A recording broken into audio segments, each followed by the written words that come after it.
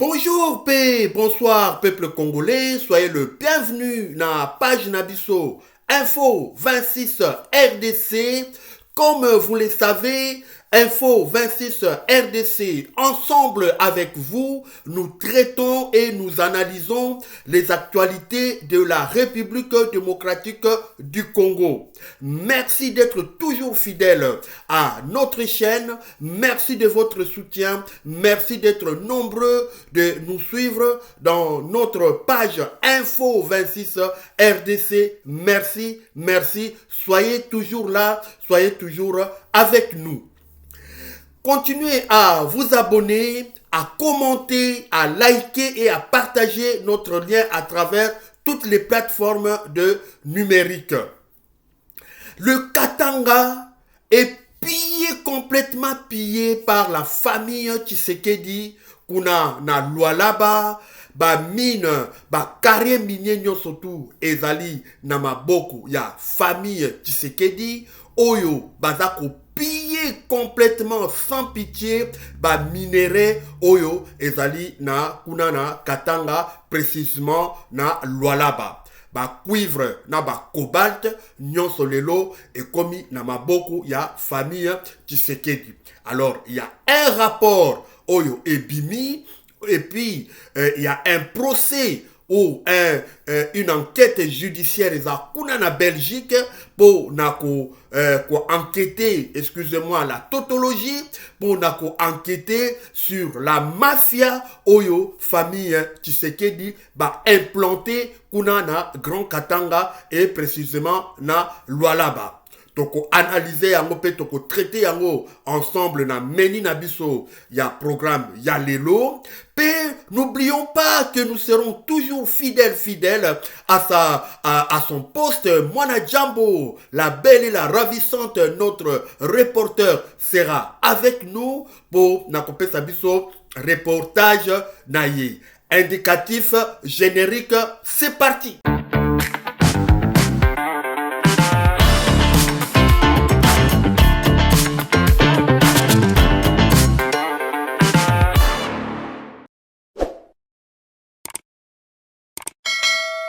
Abonnez-vous massivement et partagez. Encore une fois, merci et soyez le bienvenu dans la page Nabiso Info 26 RDC. La famille Tshisekedi, dans un rapport publié, Oyo, Lakisi, comment ils ont implanté une mafia kuna na Lualaba pour nako yiba, pour nako piller, richesse oyo ezakuna na Grand Katanga eyo na Lualaba bango créer tout un cartel de mafiosi oyo bazako piller mafiosi libanais mafiosi chinois bazako piller, alors complètement piller minerai ya République démocratique du Congo et bazako loba par an bazako gagner 2 milliards de dollars par an oyo bazako gagner na un seul kuna oyo compagnie oyo RG oyo compagnie RJ yaba Kazakhstan bango basali rapport pour na kolakisa ke famille Tshisekedi par an bazako gagner de 2 milliards de dollars et de l'autre côté oyo association ya ancien ya Jekamine na avocat na bango fondi kuna na Belgique balobi remblé ya Jekamine lelo nyonso tout famille Tshisekedi accaparé yango ekomi ya bango. Alors remblé wana depuis 7 ans oyo Félix Tshisekedi aza na pouvoir remblé wana et totalisé et gagné to profit oyo bazui na remblé wana et c'est lokola 320 milliards oyo famille Tshisekedi lelo oyo et gagné na kati ya pillage oyo baza kosala kuna na Katanga. Bongo tokobenga Mwana Jambo aya kopesa biso reportage na ye avant tokota na kati ya détail ya rapport pe ya information nyonso oyo toza nango pona pillage oyo eza koleka kuna na Katanga na famille Tshisekedi. Mwana Jambo, à vous l'antenne. Bonjour. La famille Tshisekedi au cœur d'une plainte en Belgique. Au sud-est de la République démocratique du Congo, les tensions s'intensifient autour d'une plainte déposée en Belgique contre les présumés membres de la famille du président Félix Tshisekedi. À l'origine de l'affaire, un rapport de plusieurs ONG locales qui accusent 9 supposés proches du chef de l'État d'être impliqués dans des exploitations minières illégales dans l'ancienne province du Katanga. Selon la société civile locale, des hommes se réclamant de la famille du président Félix Tshisekedi, escortés par des militaires armés, exploiteraient illégalement plusieurs concessions minières de cobalt et de cuivre dans la province du Lualaba. Ces concessions appartiennent légalement à l'entreprise Boss Mining, une filiale du groupe Erg Africa basée en Afrique du Sud, qui a signé un contrat d'exploitation avec l'Egecamine, une société qui appartient à l'État congolais. Cette famille de pilleurs occupe et vole des minerais sur les sites de Lisele, Nkela, Kiwana, Gibalasani, Kakanda Nord, Kakanda Sud, Kakanda Ouest, Kimbedia, Rumpampala et Mukondo. À la suite de ces rapports, une plainte a été déposée en Belgique le 8 juillet au parquet fédéral de Bruxelles au nom d'un collectif d'avocats cotangais par maître Bernard Mengue. Celui-ci, avocat des plaignants, affirme que les dossiers qui concernent les détournements de fonds sont étouffés par la justice congolaise, d'où les choix de la Belgique. Alors que la procédure suit son cours en Belgique, sur les terrains au Katanga, les tensions restent vives autour des sites miniers. Mwana Jambo pour Info 26 RDC. RJ Mining ezali société yaba Kazakhstan, tomonaki président de la République akendaki kuna na asalaki voyage kuna na mboka wana Kazakhstan o ezali kuna vers l'Asie, ezali ba ancienne république russe, lelo ba koma indépendant, président de la République akendaki kuna parce que RJ Oyo, bango bazako exploiter cobalt kuna na Lualaba, bango bafundaki République démocratique du Congo, na ndenge bazako spolier carrière minier na bango oyo bazanango, terrain oyo bango ba exploitaka ba cobalt, ba moni, batu mususu ba komi koya ko exploiter pe ba cobalt na kati ya carrière minier na bango. Alors bango bafundi République démocratique du Congo parce que bazana ba corps, parce que bango bafutaka ba taxe, bango bafutaka ba impôt, bango bafutaka toutes sortes yaba démarche to toutes sortes yaba obligation oyo l'État asenga kabango, mais bazako mona ba entreprise mususu oyo ba yebi angote bazako exploiter ba cobalt na terrain na bango na carrière minier na bango. Alors bango tang ba réclamer to ba fundi likambuana na ba officiel na l'État congolais. L'État congolais a tindi batu pour baki de kotala qu'est-ce qui se passe kuna na RJ Mining batala ba nani wana oyo bazaliko exploiter na terrain oyo eza ya bangote, mais batango bakomi kuna bakutani na ba garde républicaine oyo ezali l'armée oyo eza tombengango unité spéciale présidentielle oyo ezali pona kokengela président de la République ba invité na ye pe famille na ye na ba institution ya mboka ezali kuna kokengela ba mining wana ezali place ya ba garde républicaine te bakomi kuna ba officiel oyo bakendaki kuna ba avocat ba juge ba généraux mususu bakutani na ba JR tobengaka bango ba JR ba empêcher bango bakende kokota bakende ko enquêter bakende ko vérifier ce qui se passe réellement na kati ya mining wana to na kati ya carrière minier ya RJ Mining. Alors ba officiel ba koki kokota te ba bengani bango na ba carrière minier wana et na kati ya rapport oyo finalement ba RJ ba kiko funda kuna na Belgique ba fundi na mikila poto parce que justice congolaise est capable ya ko résoudre problème wana te parce que baza batuana oyo baza ko ko exploiter baza ko spolier terrain na bango bazali bien protégé bazali bien gardé na ba garde républicaine. Alors bazali ba chinois bazali ba libanais après na ba enquête oyo RJ a mené ba komona ke famille ya Tshisekedi nde bazali kuna na sima ba oyo baza ko utiliser ba chinois na ba libanais oyo ba spolier terrain ya RJ o baza ko exploiter cobalt na ba cuivre bango bazali protégé par la famille Tshisekedi.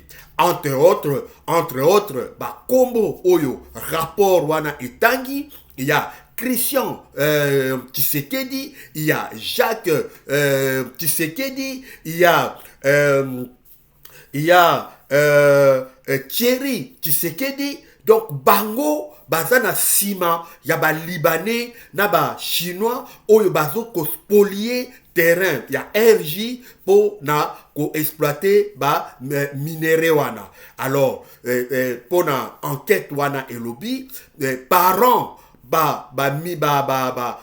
entreprise wana oyo bazali sous tutelle ya famille Tshisekedi baza ko gagner par an 2 milliards de dollars oyo baza ko gagner depuis 2001 2002 plutôt 2021 2022 depuis bazali wana ça fait plus de 5 ans baza ko gagner 2 milliards de dollars par an. Bon, ça la calcul binomoko, bon, tu as 2 milliards fois 7, et comme ça la 14 milliards depuis bango cartel mafiosi wana bazali ko spolier ko boto la ba terrain ya RJ mining wana bango ba gagner déjà 14 milliards na mbongo wana ekoti na kati ya na poche ya famille Tshisekedi o totangi Christian Tshisekedi, Jacques Tshisekedi, Thierry Tshisekedi. Donc bango ne mutu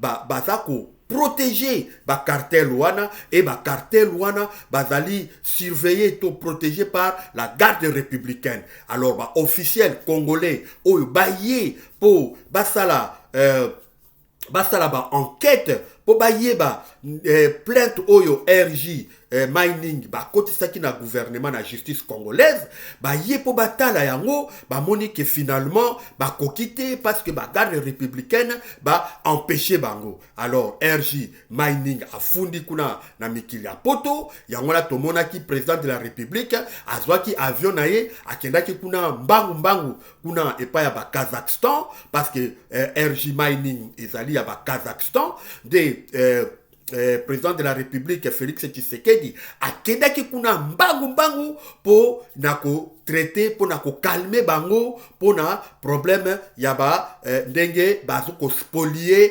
terrain na bango na bandeko na ye o totangi Christian Tshisekedi, Jacques Tshisekedi, Thierry Tshisekedi. Mais na ba rapport mosusu oyo ebimi elakisi ke ezali kaka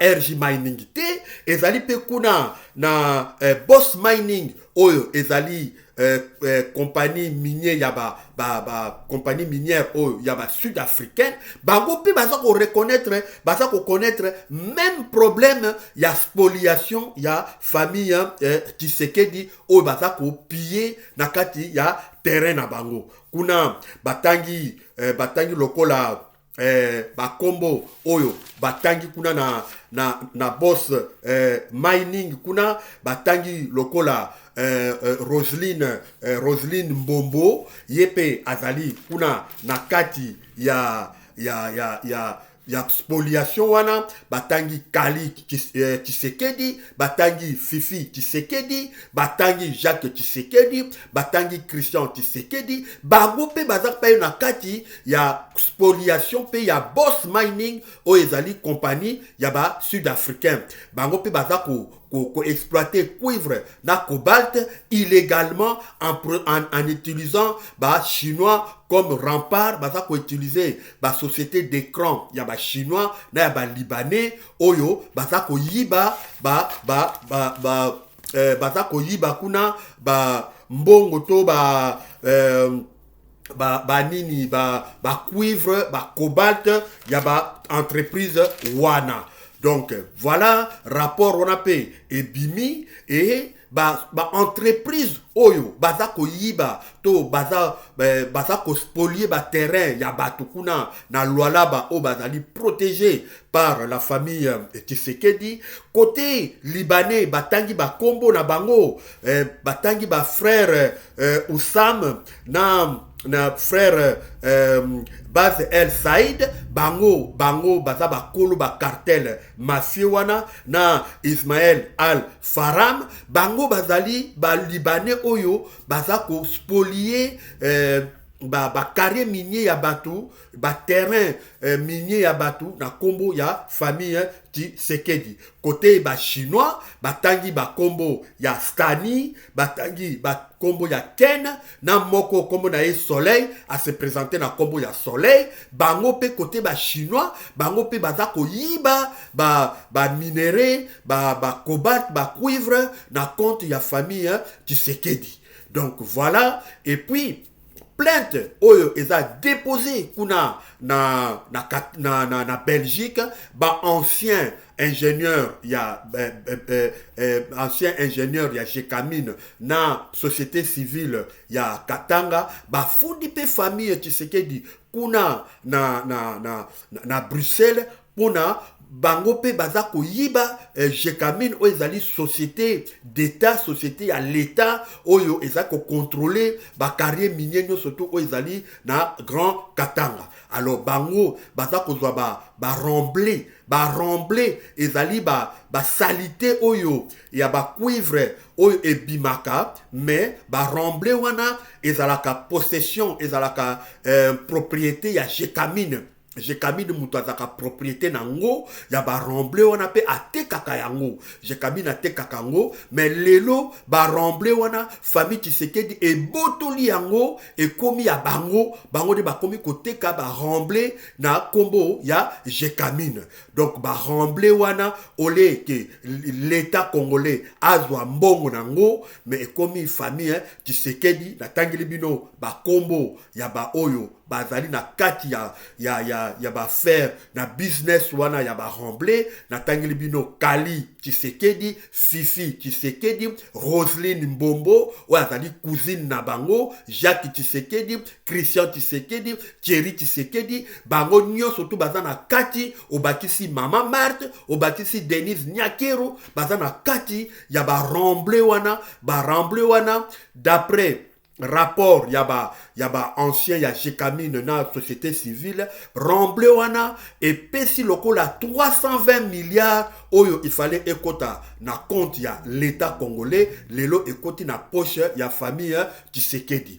Entre-temps rapport mususu ebimi oyo ezolakisake Fifi Masuka oyo azali lelo gouverneur ya province de Lualaba bazali koteka illégalement uranium ya namboka oyo Tchinkolobwe bazali koteka yango en complicité toujours avec la famille Tshisekedi. Or ndenge toyebi Tchinkolobwe ezali fermé par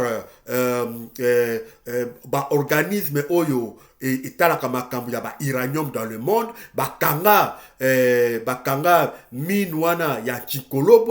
Mais Fifi Masuka en complicité avec la famille Tshisekedi baza koteka uranium de manière illégale. Voilà rapport nyoso tu oyo ebimi oyo eza kolakisa comment la famille Tshisekedi baza copier de manière illégale et sans pitié richesse ya Katanga, plus précisément kuna na Lualaba. Alors enquête wana ebimi ya wana tomonaki Félix Tshisekedi, président de la République, atimaki mbangu kuna na Kazakhstan pona ko calmer bango po batala ndenge nini bako résoudre problème wana soki bako longola bango na terrain ya batu oyo officiellement l'état appelle ça permis d'exploitation. Bango baza ko kota na terrain na bango nanko avec garde matondi mingi na ndenge bozalaki ebele pona kolanda analyse na ba information na biso pe bokoma kuna na ba commentaire ba oyo bino boyebi ba information oyo bino boyebi bo compléter bo pesa ba détail mususu oyo bino boyebi na ba faire oyo ya spoliation ya ba carrière minier ya famille Tshisekedi. Boboto ezala na mabota mabino kimia Patanzambe a pesa bino yango ebele pe naza ko pesa mbote na bandeko biso place bozali kuna na Dallas kuna na Canada na Ontario na Québec naza ko pesa bino mbote o kuna boza kuna na Angleterre na Londres Paris France Allemagne Italie Espagne Portugal naza ko pesa bino mbote pe na kiti na Congo Kisangani Bunia Ituri Équateur Bandundu le Dekasai naza ko pesa bino mbote Sankuru Lualaba Katanga ba Congo na bosani bino te mbote pe kimia boboto o mabota mabino botikala malamu de tokutani mbala sima na ba programme oyo eza koya. Ciao.